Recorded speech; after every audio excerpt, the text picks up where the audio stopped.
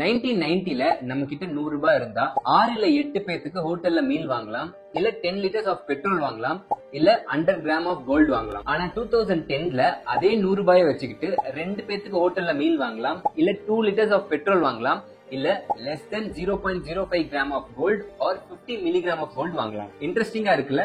இப்ப 2024 பத்தி பார்க்கலாம். இன்னைக்கு உங்ககிட்ட 100 ரூபாய் இருந்தா மிஞ்சி போனா ஒருத்தருக்கு மீல் வாங்கலாம், பெட்ரோல் 1 லிட்டருக்கும் கம்மியா தான் வாங்க முடியும், அண்ட் கோல்டு பத்திலாம் நம்மளால நினைச்சு கூட பார்க்க முடியாது.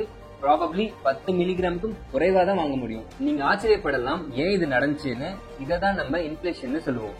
அமௌண்ட் ஆஃப் மணி அப்படியே தான் இருக்கும், ஆனா அதோட பர்ச்சேசிங் பவரை தான் நம்ம ரெஃபர் பண்ணுவோம். இல்ல குறிப்பிட்ட அளவுக்கு மணியோட கூட்ஸ் இல்ல சர்வீஸ் வாங்குற எபிலிட்டி குறைஞ்சிட்டே வரும். ஆனா இயர் பாஸ் ஆக எல்லா கமோடிட்டிஸோட பிரைஸும் இன்க்ரீஸ் ஆகுமா?